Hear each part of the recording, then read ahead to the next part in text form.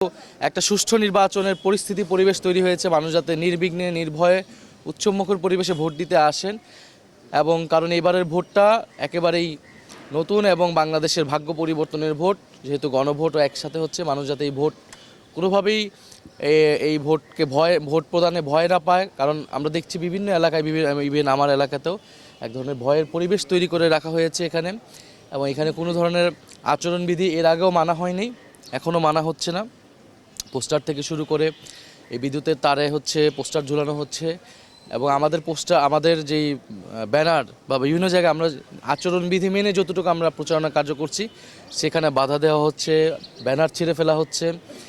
এবং আপনারা দেখেছেন ইতিমধ্যে ইলেকশন কমিশনের চাপ প্রয়োগ করে গণভোটে প্রচারণার জন্য শোকজ তারা নিয়ে এসেছেন বিএনপির পক্ষ থেকে, অথচ তারা নিজেরাই আচরণবিধি কিন্তু কোনোভাবেই মানছেন না। এবং বিভিন্ন জায়গায় এই যে ফ্যামিলি কার্ড, কৃষক কার্ড ইত্যাদির নামে আসলে এক ধরনের ভোট কেনার এক ধরনের আসলে এটা প্রক্রিয়া, এক ধরনের কৌশল তারা আসলে অবলম্বন করতেছে। এটা আসলে কিন্তু মানুষ আসলে এটাতে আসলে অত রেসপন্স করতেছে না। আমরা মানুষের সাথে কথা বলতেছি, মানুষ আসলে এগুলো বিশ্বাসও করতেছে না। কারণ মানুষ এর আগেও এই ধরনের মিথ্যা প্রতিশ্রুতির কথা বিভিন্নভাবে শুনেছে। মানুষ আগের থেকে যথেষ্ট পরিমাণ সচেতন। মানুষ আসলে প্রশ্ন করে, আমাদেরকে প্রশ্ন করে যে একটা প্রতিশ্রুতি দিলেই হয় না, কীভাবে সেটা বাস্তবায়নযোগ্য হবে।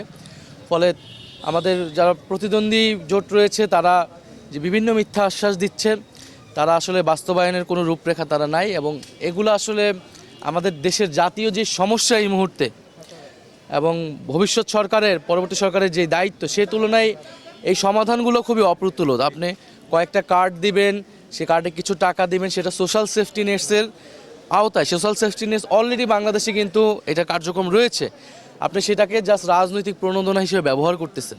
এই বিষয়গুলো তো মানুষ বুঝে। আপনি বলছিলেন যে এমন এমন আশ্বাস দেওয়া হচ্ছে যেগুলোর আসলে উপযোগিতা কার্যকারিতা খুব একটা নেই, কিন্তু এই আজকের আপনার ঢাকা 11 আসনে আপনি ভোটারদের কি বলবেন, এখানের মূলত কি ধরনের সমস্যার সমাধানে আপনি তাদের আশ্বাস দিবেন? আরেকটা বিষয় হচ্ছে, আপনি বলছিলেন যে পোস্টার বা নির্বাচনে আচরণবিধি ভঙ্গ করছে, যদি একটু স্পেসিফিক বলেন আমাদেরকে যে আসলে কারা করছে এটা আমাদের যারা প্রতিদ্বন্দ্বী পক্ষ রয়েছে তারাই মূলত এই কাজটা করছে। এর আগেও করেছে, যখন নির্বাচনী প্রচারণার সুযোগ ছিল না, তারা শোকসভার নামে, এটার নামে সেটার নামে আসলে প্রচারণা চালিয়েছে। এগুলো আসলে আমরা অত বলতে চাই না, এটা ইলেকশন কমিশনেরই দায়িত্ব। আমরা আমাদের কাজটাই আসলে করতে চাই। আমরা এই 11 আসনে বিভিন্ন এলাকায় বিভিন্ন ধরনের সমস্যা, যেমন এই এলাকায় আমরা আজকে এসেছি, এখানে পানির একটা বড় সংকট আছে। এখানের মানুষজন ভোর থেকে উঠে গ্যাসেরও সংকট আছে, ভোরবেলার মধ্যেই সকালের মধ্যে গ্যাস চলে যায়। পানির সংকট আছে, ওয়াসা এটা আবেদন করা হয়েছে, সেটা আমরা কিভাবে এটাকে তাদের এই একটা সুবিধা আদায় করতে পারি। প্রকাশ্যে এখানে মাদকের একটা কারবারই চলে এবং এলাকার মানুষ বিশেষত তরুণ সমাজ এটা দ্বারা ক্ষতিগ্রস্ত হচ্ছে। এই মাদককে নির্মূল করতে হবে। এই মাদকের সাথে যুক্ত আসলে প্রশাসন এবং রাজনৈতিক ব্যাকআপ। ফলে এই দুইটাকেই আমাদেরকে যদি আমরা দূর করতে পারি, এই মাদক সমস্যা সমাধান সম্ভব। এছাড়া তো চাঁদাবাজি, ভূমি দখল, জমি দখল, এটা তো আসলে সারা বাংলাদেশের চিত্র হয়েছে 5ই আগস্টের পরে একটি দলের পক্ষ থেকে। এটা এই এলাকাও এটার বাইরে না।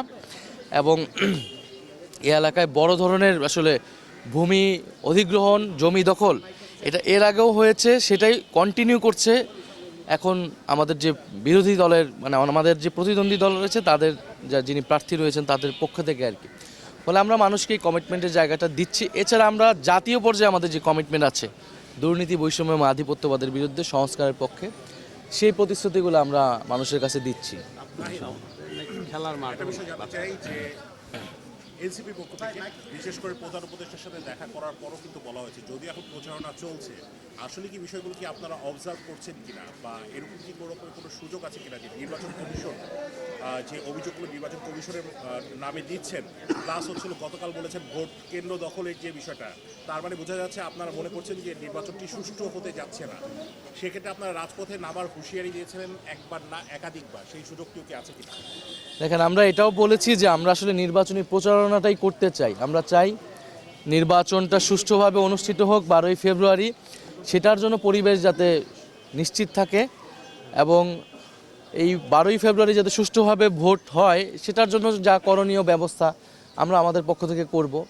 আমাদের তরুণ সমাজ, আমাদের সচেতন নাগরিকরা ভোট কেন্দ্রে শুধু ভোট দিতেই আসবে না, এবার তারা ভোট কেন্দ্র পাহারা দিবে এবং ভোটের ফলাফল নিয়ে তারা বাসায় যাবে। আমরা গতকালকে এই একজন কথাটাই প্রার্থী বলতেছি। বলেছেন সুষ্ঠু বিএনপি করার জন্য কি করবেন? আপনারা তো বলেছিলেন যে আপনারা রাজপথেও নামতে পারেন প্রয়োজনে। আমরা তো রাজপথে আছি, যদি আমরা দেখি শেষ পর্যন্ত এই ইলেকশন কমিশন চূড়ান্ত পর্যায়ে গিয়েছে, তারা নিরপেক্ষতা একেবারেই ধার ধারছে না, তাহলে তো আমাদেরকে এই ইলেকশন কমিশনের বিরুদ্ধে আমরা সর্বাত্মকভাবে নামবো। সেই আমরা আগাম সতর্কবাণী আমরা ইলেকশন কমিশনের জন্য আমরা দিয়ে রাখছি।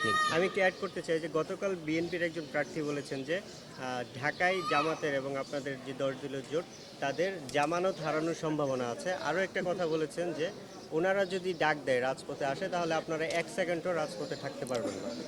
এই বিষয়ে আপনার মন্তব্য কি? এখন 5ই আগস্টের পরে নতুন করে কেউ যদি গুন্ডাতন্ত্র কায়েম করতে চায়, এটা জনগণ বিচার করবে। তারা অলরেডি এটা করেছে, মানুষকে ভয় দেখাচ্ছে।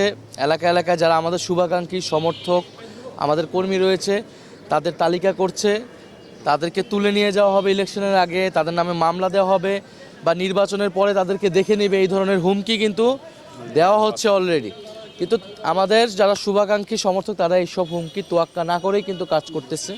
আর আমরা মনে করি আমাদের সাথে একটা নীরব সমর্থক তারা রয়েছে আমাদের পক্ষে, যারা 12ই ফেব্রুয়ারি মূলত রায় দিবে তাদের ভোটের মাধ্যমে, যদি ভোটটা সুষ্ঠুভাবে দিতে পারে।